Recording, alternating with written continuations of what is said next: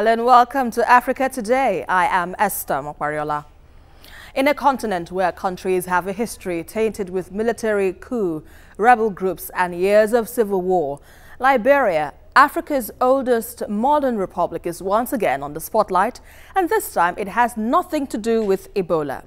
Founded by freed United States U.S. slaves in 1847, the West African nation is on the verge of an historic election that will mark the first democratic transition in 73 years. And so we ask, what are your thoughts on the democratic process following the just concluded elections held in Liberia? You can join the conversation and share your thoughts with us on Twitter at TVC News NG. We'll take a report now, and Africa Today will continue. Welcome on board. Hundreds of people lined up at polling booths in the Liberian capital, Monrovia, on Tuesday as voting began to choose a successor to Africa's first female president, Ellen Johnson Sirleaf. Sirleaf won the Nobel Peace Prize in 2011 for helping the country recover after a 14-year conflict when gangs of drugged child soldiers wearing ammunition belts marauded through the streets. Some had been waiting for hours before dawn to vote and brought small wooden chairs with them, forming orderly queues as vendors sold them soft drinks and palm wine. After this election, I'm looking for a leader that is transparent, a leader that will seek the interests of the people, in that a leader that will improve the education system, the health sectors, not only for the health sectors, not only improving it with a lot of staff, but lot of good equipment that when people fall sick, they won't like to go out of the country to go seek medical attention. We're just working for peace. We want peace right now. We want peaceful country. We want peaceful situation. We want things to go fine. While preparations for the vote have been peaceful, a former rebel leader, Prince Johnson, is one of the 20 candidates, and an ex-wife of warlord Charles Taylor, who is now in a British jail, is the running mate of one of the favorites, former soccer player George Weah. Johnson Sirleaf beat Weah to win the election in 2005 after a period of transitional government following the civil war that ended 2 years earlier. Liberia is one of Africa's oldest states, founded by freed U.S. slaves in the 19th century. But its last democratic power transfer, defined as a peaceful handover at the end of a full term, was in 1943.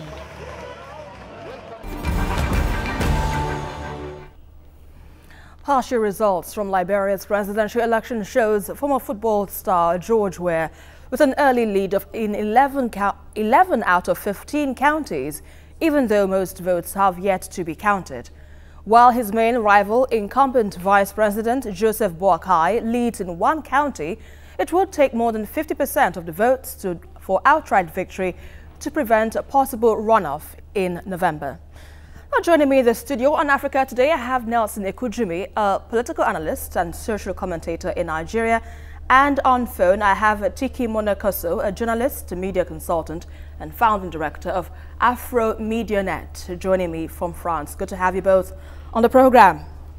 So let me begin with you now, Nelson. Liberia, we understand, has been through some tumultuous times. It faced a civil war twice, back to back, and also coming from suffering a devastating Ebola outbreak in the country recently. And now the country wants to, go into a democratic election once again. How crucial is this election in Liberia? Well, thank you very much. I think the election is very crucial, and that has been testified to the turnout you saw, because from reports we got, the turnout was very, very impressive, and the election or the democratic process is crucial to the stability, to the peace and prosperity of Liberia, because if we have a smooth democratic process in place, a varied democratic system in place, it means that the transition from one government to the other will be one that will be devoid of bickering, that will, that would be devoid of those actions that, you know, led to the civil war. You know. So one is very, very optimistic that the Liberian people have gotten it right this time, and one only hopes that they will build on it subsequently. All right. Now, Tiki, from your experience or from your observation as a journalist, would you say that Liberians finally will get it right in terms of electing who should lead them in the next 6 years? I was in Liberia in 1997 during the first election where President Johnson was a candidate and Charles Taylor won the election. I saw the country in the way that it was completely disturbed, completely destroyed. I visited Monrovia and many counties, and I saw how the destruction was. Of course, I think that at that time, many people would not like to be president of Liberia. And what is amazing is that it's only a woman who can see such a country that is destroyed and wanted to rebuild. I went back to Liberia later when President Johnson was in power, and I saw how she tried, because when people are speaking about Liberia, they cannot imagine from where the country come from to be where it is today. So I think for me, she works very hard, and what I really admire is the way that her attitude during this election, the way that she stayed completely impartial in the elections. She did not support her vice president. She did not support anybody. She just sent a message to people of Liberia to vote on their mind and to be democratic, to not vote according to the political party or according to the ethnic group, but to vote. I think this is one of something that is very interesting. The second thing is that in matter of security, I think is the main issue in Liberia. Madam Ellen Johnson succeeded to give a sort of stability, not only for Liberia, but also for the region. And I think that all the candidates that are now leading the elections, Bokai or Mr. Bokai or George Weah, are really, really conscious about the matters of stability. And I see that probably it's just my idea, my observation. If George Weah has the wife of Taylor, the ex-wife of Charles Taylor as a running mate, I think is a matter of consensus to have a sort of stability in the country. All right, talking about George Weah, knowing him to be a world-class football star, already reports say that he is on the lead. Now, what do you think could have been his selling point to the people for him to ensure that, he gets, a top lead in this election? I think that, first of all, Weah is a former football, and a lot of young people admire him. He may have the youth on his side, and he's also young compared to the vice president. This is one of the higher points that he may have. Secondly, I think having the ex-wife of Charles Taylor as a running mate can be a sort of consensus for people who probably could be opposed to him or other candidates. And being a footballer, I think, is the idea of being like someone who can communicate, someone who can lead the country in peace. Football has never been something that it has never been a matter of conflict. It's just a matter of fair play. So I think that this is one of the strong points that he has. And in terms of management, of course, he has an experience as a senator, and also he may be probably have other people in his party that can lead and manage the country. It's not a problem. I think that he has a lot of chance to be the former president. All right, let me quickly come to you now, Nelson. Ellen Johnson Sirleaf, well, 12 years now. She has, taken over leadership in Liberia, and some would say or give her credit for ensuring stability in the region after it has come back from, 2 brutal civil wars and also an Ebola outbreak and all. How would you assess her leadership style? Do you think that she has left a big shoe to fill for whoever comes to take over? Yes, definitely, because you and I know very well the acrimony, the bad blood that would have been generated by a civil war. But today we have a Liberia in which the ethnic differences, those primordial sentiments that are very, very prominent in most other African countries, are virtually, on the low scale in Liberia. That shows clearly that Mrs. Sirleaf Johnson's tenure as president in the last 12 years has been one in which she has cemented, the people across ethnic and religious divide. And, one of the greatest weapons for overcoming any challenge or challenges in life is when the people are united. Because like we say, when the people are united, a people united can never be defeated. So it means her tenure in power in the last 12 years has been one in which she has rallied the people of Liberia to confront their challenges. And for us, that is a big achievement, no matter whatever will have been her shortcomings. So she's leaving a big shoe that one hopes whoever is coming in will be able to, fit in perfectly and, try to surpass those achievements that she has made. All right, let's quickly go on a quick break. You're watching Africa Today, and we've been looking at the democratic process following the just concluded election in Liberia. Stay with us for more in just a moment.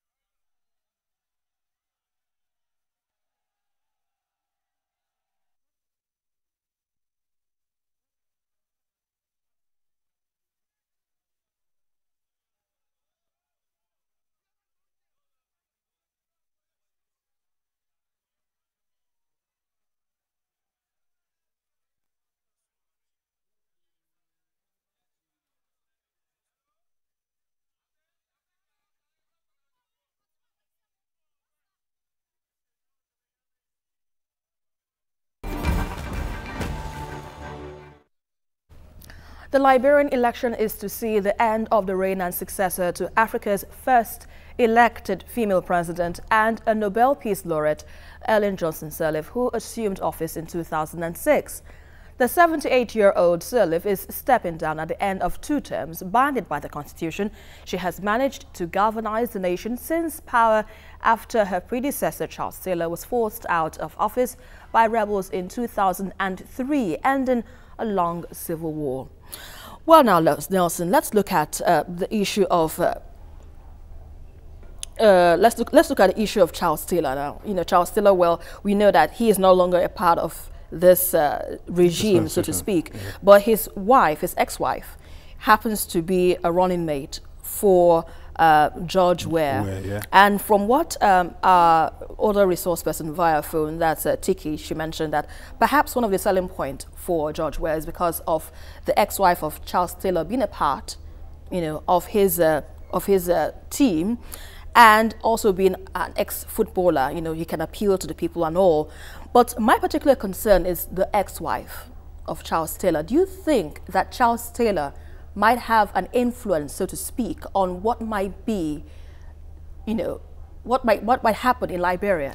Well, it's not impossible that, his influence could still be on ground there in Liberia. But one thing we cannot shy away from is that a critical factor that must have helped the George Weah's candidacy is that he has this gender balance. George Weah is a man, and the vice presidential candidate is a female. So that could also generate, female support as well as the male support. And don't forget also that Charles is a female. So that could also generate, female support as well as the male support. And don't forget also that Charles Weah and John Weah and George Weah, as a former footballer, it was like the Liberian ambassador extraordinary. He was the face of Liberia when he was playing football. So the youths who would form a large population of the voting, people here, have seen him as an idol. So those must have been the factors that must have endeared him to the voters. Because ordinarily looking at George Weah, as an analyst, I was like, this man doesn't have any economic, experience. He has never held a public office before. The only thing he was in the Senate. Yes, the only thing we know he did very well, and which will count for him, is that he had an unblemished footballing career, you know. And throughout those years, he played a big role, you know, in promoting, you know, patriotism in the Liberian national team, where he was funding the national team for international tournaments, he was paying their bonuses and what have you. So all those little inputs of his into the Liberian, you know, nation must have galvanized the people to say, oh, this is a man that has invested in our country, and with him, we are likely, you know, to get the dividends of democracy. So you don't have any feelings that, you know, Charles Taylor might, you know, pull some strings? Well, you know, politics has a lot of interests at play. So many forces will be pulling front and back. But I suspect, or I hold the view, that no matter the influence that Charles Taylor might still be wielding in Liberia, I believe that there are some other contending forces that he will have, you know, to square up against. And at the end of the day, like we always say, the forces that are in the majority or that have the upper hand, you know, will prevail. And, you know, but we hope that whatever be those forces, we expect that it is the forces that, you know, will promote the interest of the Liberian people to meet their yearnings and aspirations, you know, that will, you know, reign supreme at the end of the day. All right. All right, Tiki, let's look at the expectations of the ordinary Liberian in Liberia. What is the general feel? What do they want from the new government? I think they will, first of all, they would like to have the peace as they had it today. And after the peace, of course, they are thinking to have economic prosperity that everybody needs, because we have to keep in mind that 69% of Liberia, 69% of Liberia still live under the line of poverty.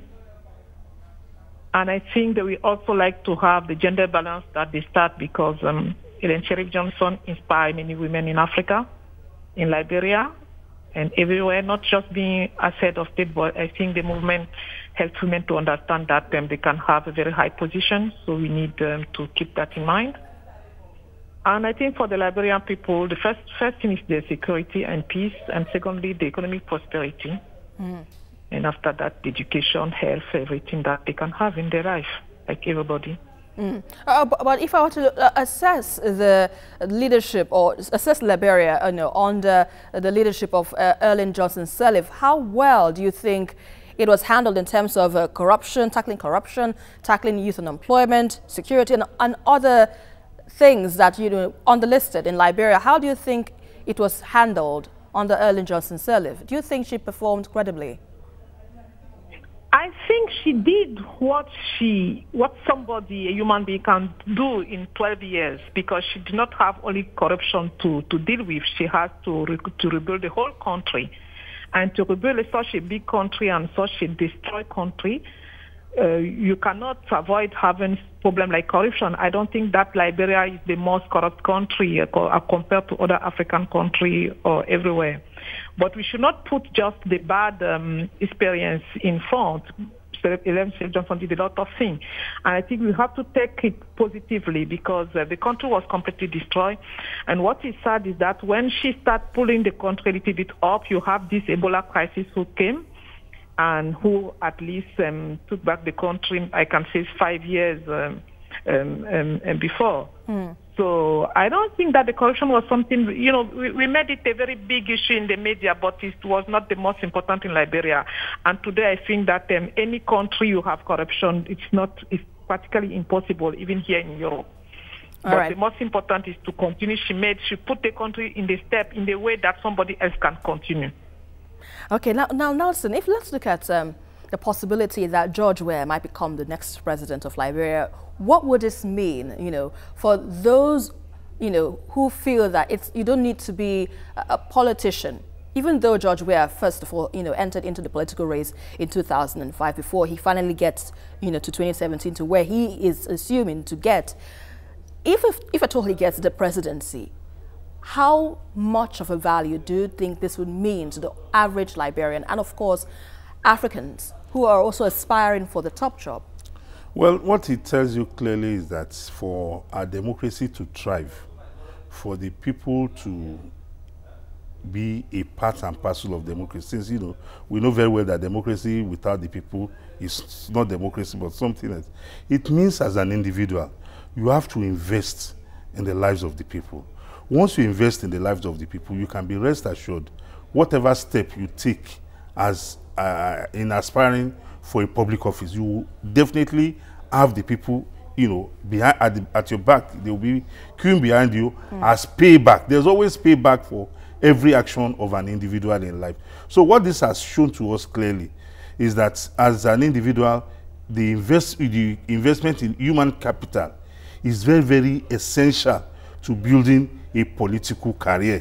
Whether you are in business, whether you are in religious, institution or what have you, what the message there is that once you have made your mark in your chosen field, in impacting on the people's lives, even when you come into the political terrain, that will still, follow you. Don't forget, we had a similar experience in 1993 in Nigeria, where late Chief MK Abiola was coming from the business, environment, and he aspired to be the president of Nigeria against Alhaji Tofa, also a political neophyte. But at the end of the day, the philanthropism of late Chief MK Abiola was what galvanized majority of Nigerians to say, no, this man has invested in us, this is where we'll go. And that is also what is playing out with Liberia today. But we must be very careful. We must hearken to the call by the chairman of the Electoral Commission that we must be careful and await the Electoral Commission to announce official results in order to avoid crisis. Because before now, a lot of information had gone out there, proclaiming somebody to be a winner. We have seen such abnormalities, even here in Nigeria, where people just sit down in the confines of their room or wherever they are, and they churn out election results. Meanwhile, the only body authorized by law to announce the results is the Electoral Commission. So what we are just doing here this evening, is, I should say, we are making a projection into what could likely be the result. But for now, we have about 22.9% of the results that have been released so far, and Mr. George Oponwe is leading the incumbent vice president, in some of the counties that results have been out. So we just hope, like other election observers are calling on the Electoral Commission to ensure that there's timely release of the result. But they have also told us that they are very, very careful to prevent, mistakes, that they are more concerned with accuracy of results. Maybe they are being haunted by the Kenyan experience. All right, Tiki, how would you assess the election so far in Liberia? I think that they are doing well. First of all, the National Election Commission is very well organized, and they are taking time to have the fair result. It's not necessary, of course, we use in Africa to say this person will be the next president, but it's not necessary to say that, because we'll have the final result, and the final result will be the one that everybody should respect. So even whatever is the people in mind today, or all the type of information that are followed somewhere, it's just for the Liberian to vote, and for the Liberia National Election Commission to give the official figures and the official results. So, of course, we are doing our comment, seeing that maybe George Weah, because he's young, because he have a female mate to run with him, it's some positive point, but that does not mean that Joe Bokai could not continue to lead the country. He has the experience since 2006. So I think maybe he will do something better as the president, because he has been the vice president. And why not? In another point, I think that dealing an African country needs a lot of wisdom, not necessarily being the best mathematician or the best economist. All right, Tiki, we have to leave it there for now because of time factor. I'd like to thank you very much, Tiki Monacoso, journalist and media consultant, joining me all the way from France for your thoughts exactly on what the ongoings in Liberia. Thanks a lot. And as well, Nelson Ekujumi, a friend of the house, a political analyst. Thank you very much. Thanks a lot for your contributions as well on the program. Thank you. So unlike Rwanda, Congo and Burundi, Liberia is poised to hand power to one democratically elected president to another, although the nation remains plagued by corruption and is still recovering from the Ebola crisis of 2014 and 2015.